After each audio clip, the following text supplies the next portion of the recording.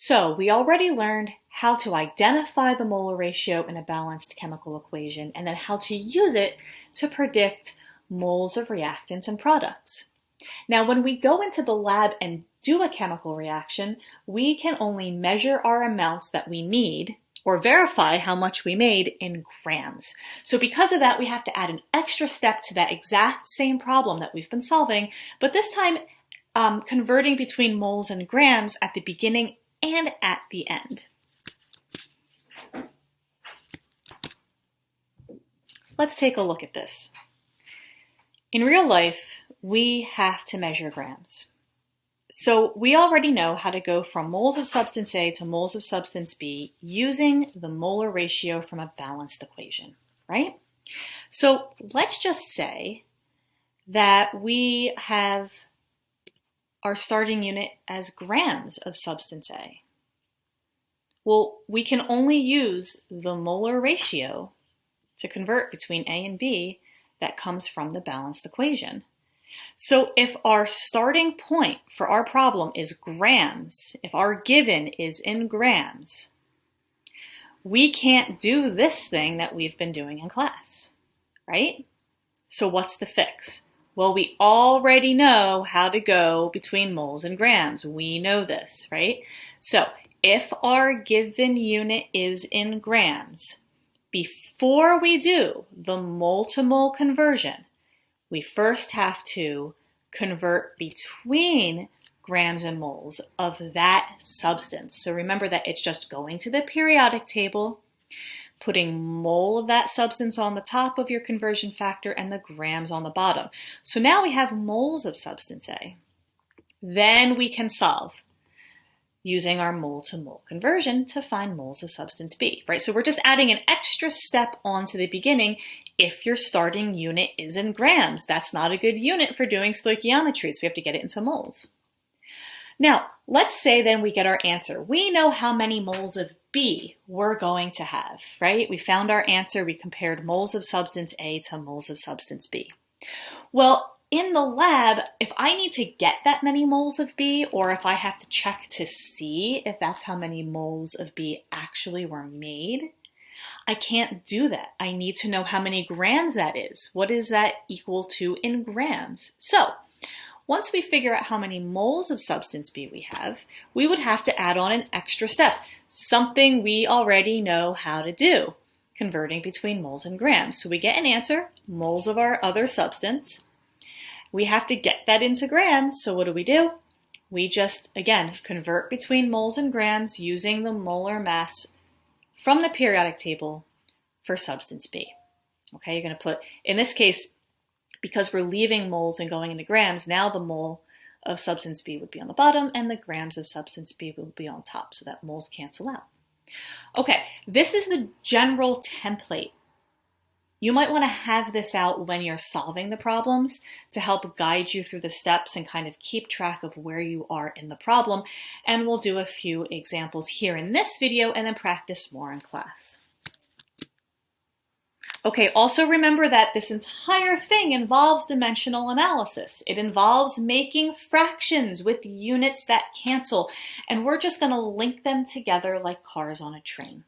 Okay? It still involves reading the problem and finding the given and the unknown.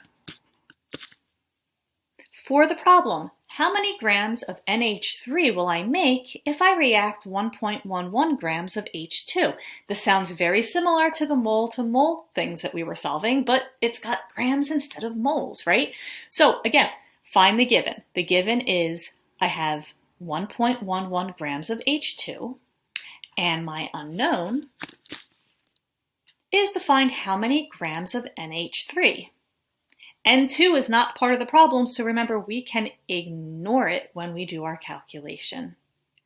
Okay, so let's look at where we are on this map. How many grams of NH3 will I make if I react 1.11 grams of H2? H2 is what we're starting with. We always start here, right? So we're starting with 1.11 grams of H2, right? We want to end or find, here's our unknown, we want to find grams of NH3.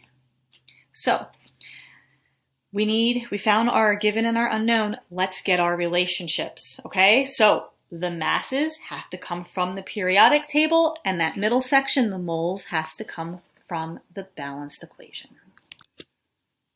To convert between grams and moles of H2, I need to look on the periodic table. I see that 1 mole of H2 is equal to 2.02 grams of H2. In order to convert between moles of H2 and moles of NH3, I need to go to the balanced equation. 3 moles of H2 equals 2 moles of NH3. And to convert between moles of NH3 to grams of NH3, I have to go to the periodic table, add up the mass of 1 nitrogen and 3 hydrogens to find that 1 mole of NH3 equals 17.04 grams of NH3. Okay, so I found my given and my unknown. I found my relationships, and now I'm going to solve the problem. The exact same way we've been solving dimensional analysis problems. It all starts with writing the given and putting it over 1. I have to convert from grams of H2 to moles of H2 in order to do my stoichiometry. So grams will go on the bottom and moles will go on the top for my conversion factor. And then I fill in my numbers from the relationship. My grams of H2 should cancel. Now I have moles of H2. I'm at this step. I need to go to moles of NH3.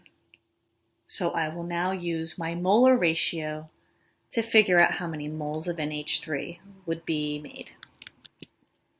Make sure moles of H2 is on the bottom and moles of NH3 is on the top, and then fill in your numbers. Moles of H2 should now cancel. Now that I know moles of NH3, I have to convert that into grams of NH3. I will use my final relationship. Moles of NH3 go on the bottom so that they will cancel. Grams of NH3 will go on top, and now I fill in the numbers from my relationship. I have now reached the end, so to solve, I'm going to multiply across the top. Then I will multiply across the bottom, and then I will reduce that by dividing and put on the unit that is left, which is grams of NH3. So this is the entire process. What's important to remember that while it may seem like a lot, the middle part here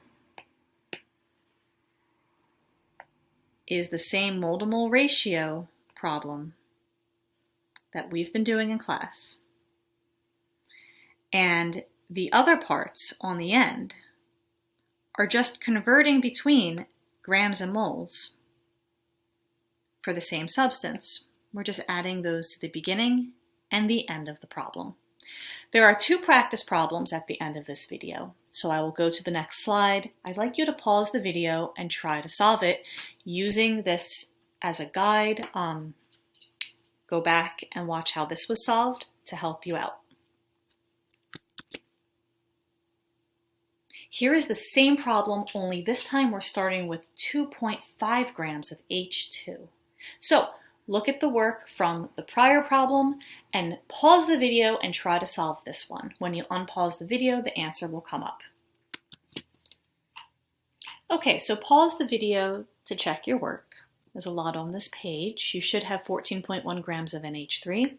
Check and see where something may have gone wrong if you didn't get that. And if you're not sure where your problem-solving process went wrong, make sure to make a note of this and ask in the next class. Here's the last problem to solve. How many grams of hydrogen would you need if you want to react? Oh, sorry, typo. If you would like to make 35 grams of ammonia. Try solving this the same way. Pause the video. When you unpause the video, the solution will be shown, and then you can check your work. Here's the answer to the last problem. Pause the video so that you can check your work. you should have gotten 6.22 grams of H2 that would be needed in order to make 35 grams of NH3. If you didn't get that, again, pause the video, check your work, all of your numbers, and if you're still not sure where you went wrong, make sure to make a note of that so you can ask in the next class.